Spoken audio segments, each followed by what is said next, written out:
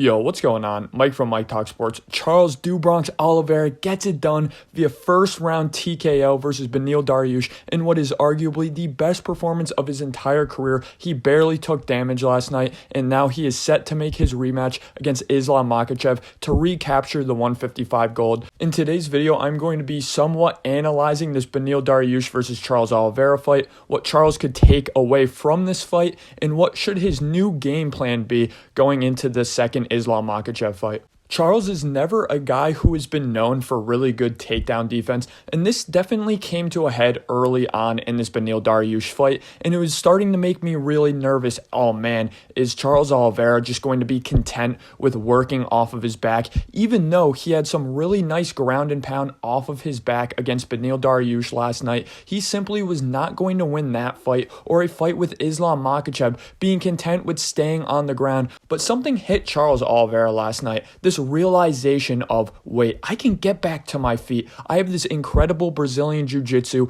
I have the tools necessary to get back to my feet. It's about that want and it's about that will. I was yelling at the TV, Charles Oliveira, you can get back to your feet right now if you want. Right after I said that, DC said the same exact thing on commentary. And right when DC said that, Charles Oliveira, something clicked. He got back up to his feet. He banged on the feet with Beneil Dariush and he completely overwhelmed him with his speed, agility, and power, and just overall striking technique. He is arguably the best offensive striker in this division. I still believe that. I still believe he is a better offensive striker to Islam Makhachev. He really just needs to fix up his defense, not only in the grappling realm, but in the striking realm as well. And his striking defense looked significantly improved last night. As I alluded to before, you can argue this is his best performance of his career, and a significant reason is because he did not take any damage on the feet. Beneil Dariush had absolutely nothing for Charles Oliveira on the feet. So first and foremost, Charles Oliveira's game plan against Islam Makhachev should be to stay on the feet.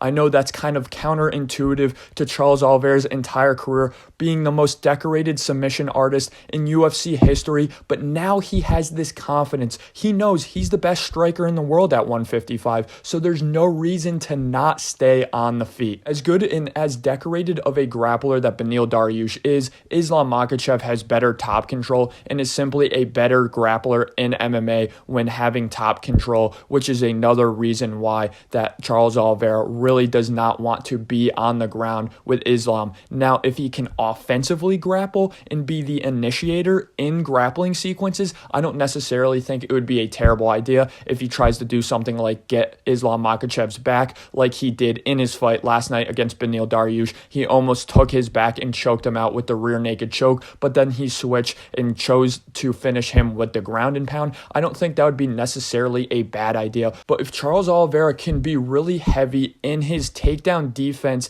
in his camp against Islam Makhachev, I think that he laid out the blueprint in his own game and in his own career to prove to himself that yes, I have very good takedown defense if I want to. Not only that, but more importantly, Alexander Volkanovski proved that it is possible to be a very effective counter grappler against Islam Makhachev. But the way you counter grapple against Islam Makhachev, throw that Tony Ferguson idea of counter grappling completely out of the window. The idea of counter grappling with Islam Makhachev is going to be very defensive oriented in your grappling, not offensive oriented, which guys like Tony Ferguson and Charles Oliveira have made a career off of when getting taken down. And from there, if this fight stands on the feet, then one of the main tools that Islam Makhachev is going to struggle against with Charles Oliveira, something that he somewhat struggled against when facing Alexander Volkanovski, is the clinch striking we saw on display last night. Charles Oliveira has absolutely incredible Muay Thai strikes from the clinch, the knees to the body, the elbows to the head. That's going to significantly stun Islam Makhachev. We saw him somewhat gas out in that 5th round of his last fight up against Alexander Volkanovski. So if he can invest to the body early in their rematch, I think it would pay wonders in the later rounds of the fight. All in all, I'm extremely excited for this rematch. Charles Oliveira has a newfound confidence in his game